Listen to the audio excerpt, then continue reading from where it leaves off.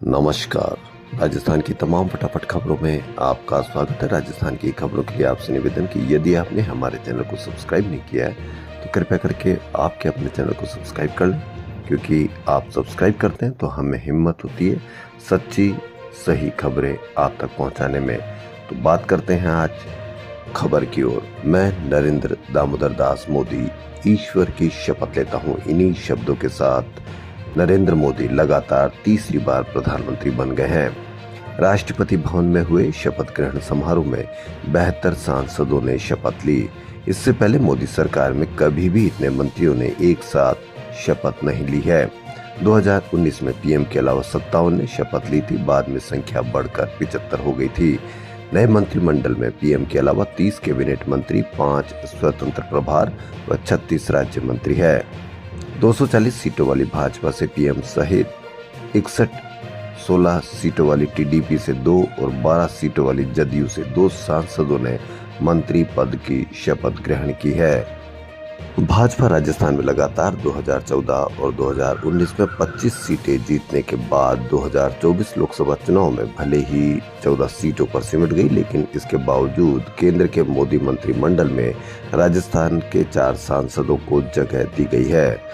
ये मंत्री हैं गजेंद्र सिंह शेखावत, भूपेंद्र यादव, अर्जुन राम मेघवाल और भागीरथ चौधरी। जी हाँ, विधानसभा चुनाव में भी 4 साल से अधिक समय है। ऐसे में प्रश्न है कि ऐसा क्यों हुआ है।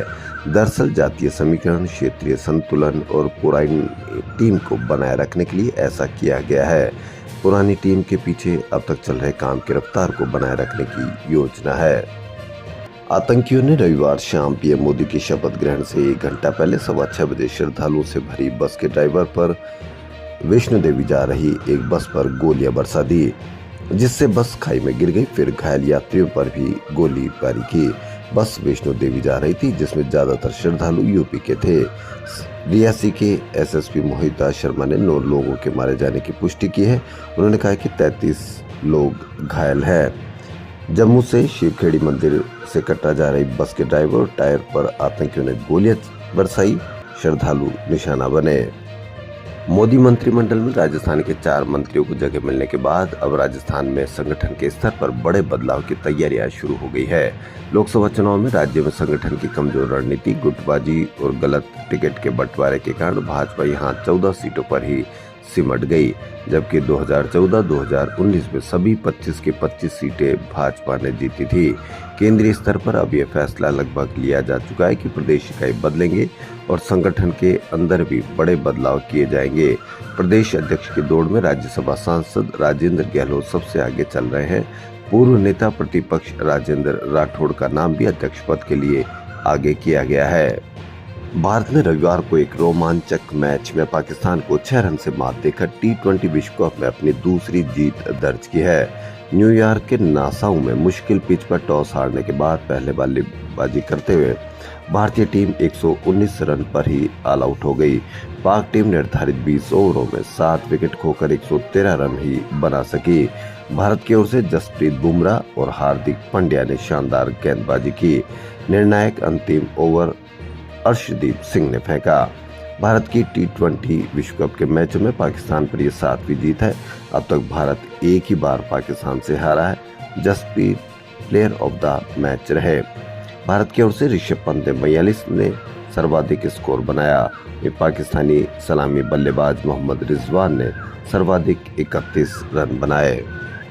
अमावस्या पर स्नान व विशेष पूजा के कारण सोमवार यानी आज खाटू श्याम जी के पट शाम 5 बजे तक बंद रहेंगे। रविवार को रात्रि 10 बजे मंदिर के पट बंद किए गए थे।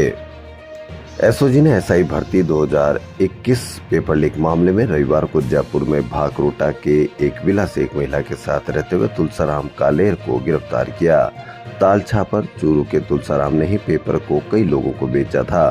पुलिस पूछताछ में खुलासा हुआ कि ये 1995 से अब तक ब्लूटूथ से नकल द्वारा करीब 3000 लोगों को सरकारी नौकरी लगवा चुका। पोरो कालेर इसी का भतीजा जो हाल ही में गिरफ्तार हुआ था।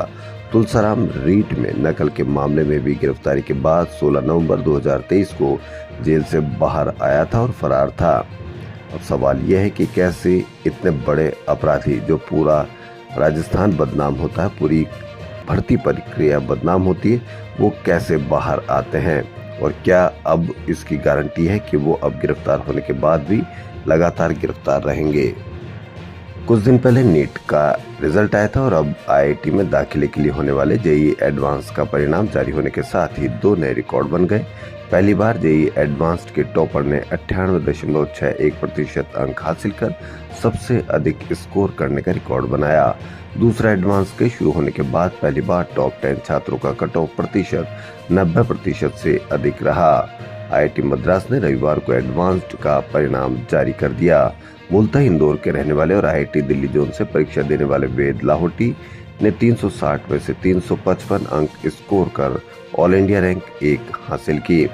और दूसरे सभी से निवेदन है, माता पिता से निवेदन है कि यदि आपका बच्चा इस एग्जाम में असफल रहा तो उसको जरूर सुरक्षा दें, रक्षा दें, उनसे बातचीत करें, क्योंकि आईआईटी में शामिल होना बहुत बड़ी बात नहीं है।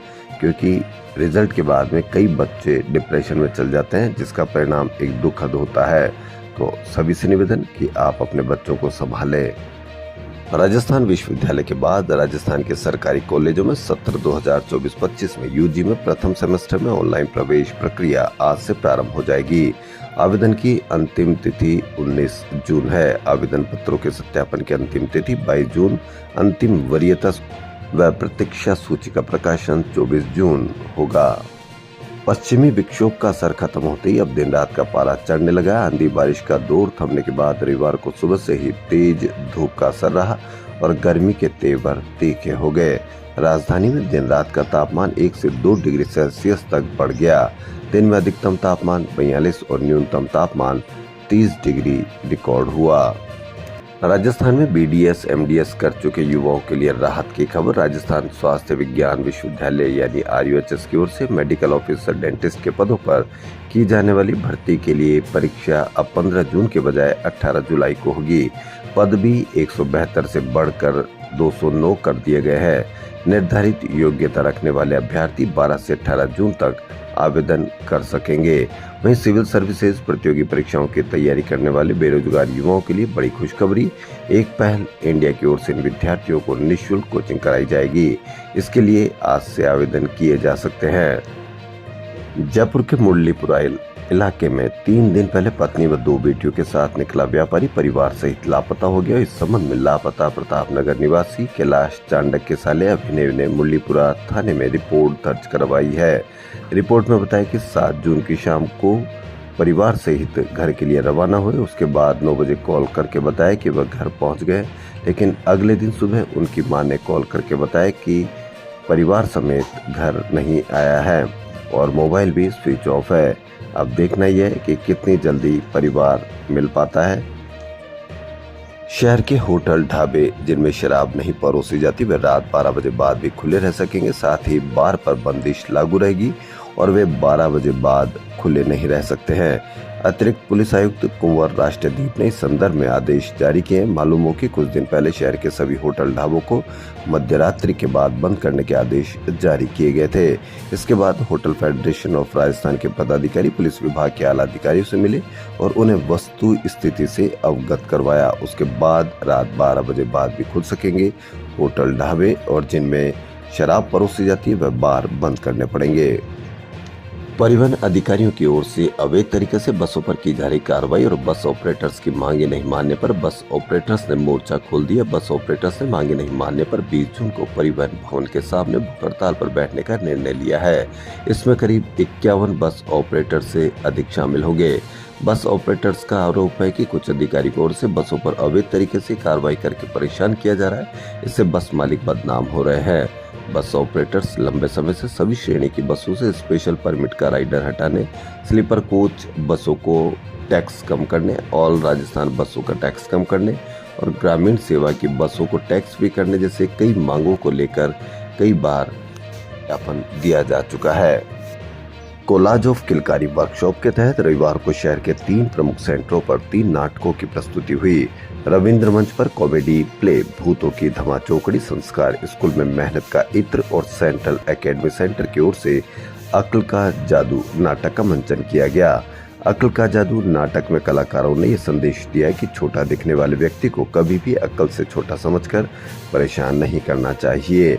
वजह यह है कि बुद्धि की ताकत सबसे बड़ी ताकत होती है। कला संस्कृति विभाग, हिमालयी विश्वविद्यालय उत्तराखंड और क्यूरियो चिल्ड्रंस थिएटर जयपुर की ओर से आयोजित वर्कशॉप का समापन रविंद्र मंच पर हुआ। इसमें चीफ गेस्ट थिएटर के एक्टर, डायरेक्टर और राइटर राकेश बेदी रहे। 1 महीने तक तीनों जगह चले वर्कशॉप में करीब 90 बच्चों ने भाग लिया। राजस्थान की खबरों में फिलहाल इतना ही। यदि आपको राजस्थान की खबरें पसंद आ रही है तो लाइक, सब्सक्राइब और शेयर अवश्य करें। धन्यवाद।